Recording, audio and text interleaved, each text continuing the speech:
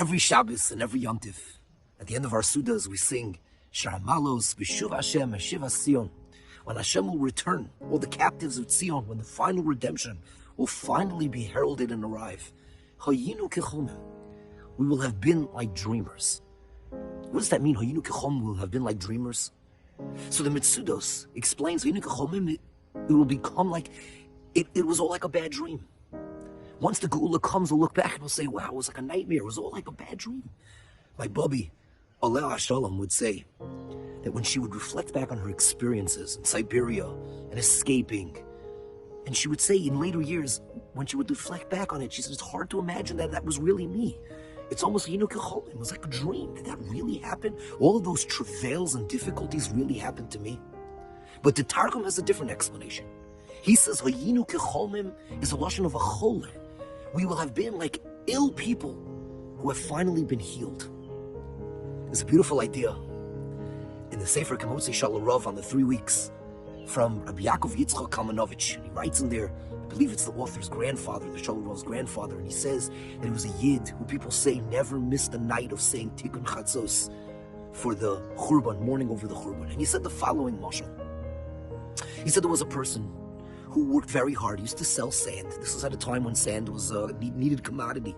They would use it for different things. And he would sell sand every morning. He would go to the marketplace and scream, sand, sand, who wants to buy sand? It was a difficult job. He didn't make that much money. But that's what he needed for a parnasa to support his wife and his children. One morning, he's standing out in the marketplace and he's screaming like usual, sand, sand. Someone comes over to him and says, wait a minute, look in your bag. That's not sand. That's gold dust. That's very valuable. And he runs home and he tells his wife, look at that. It's not sand, it's gold dust. We're rich. And he sells it and he buys some bread and buys some food. And then he sells more of it. And all of a sudden he's able to buy a mansion. And suddenly his life is turned around and he can't believe it. He's so excited. And then all of a sudden he hears in the back of his mind, he hears, Chaim, Chaim, Chaim, wake up, Chaim. And it's his wife nudging him, go to the marketplace. What are you going to do? You're sleeping. It's so late. Oh, it was a dream. It was such a good dream. He doesn't want to leave the dream behind. He jumps up and he runs off to shul. He's late to daven. And then he runs off to the marketplace. It's a tough day for him. But that dream. But then the next night, the dream happens again. And it happens a few times. A recurring dream. What a wonderful dream every single time. He's dreaming he's sleeping on wonderful beds. And he's wealthy and things are comfortable for him. And then one day, he's out in the marketplace.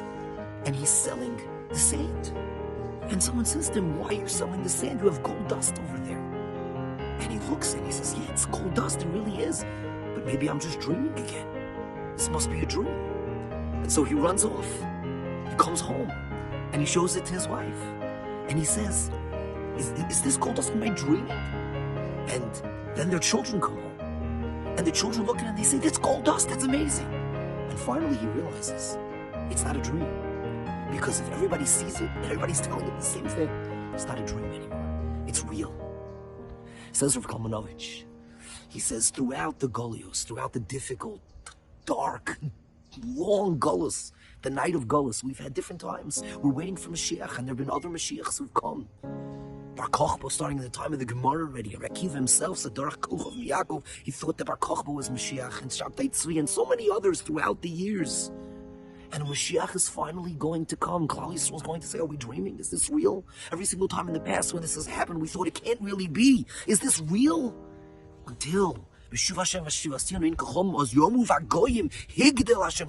the nations of the world will say, look what Hashem has done. Look at the greatness He's done. Then we'll be happy. Then we'll realize that indeed it was a dream until now, but then we will realize that indeed we have been healed. That the dark days are over. And that's how he brings together both of these ideas of Hayinu kecholmim, like a dream and like those who were sick to be healed. It's a dream. The Geula right now is a dream. But we know that it's a dream that will be fulfilled very soon. And as we mourn the Beis HaMikdash, during these weeks, as we approach Tisha B'Av, the Gemara reassures us, those who mourn for it, those who hold on to that dream will be able to see the day when they will look back and say, look at it the other way as a dream. May it be very soon.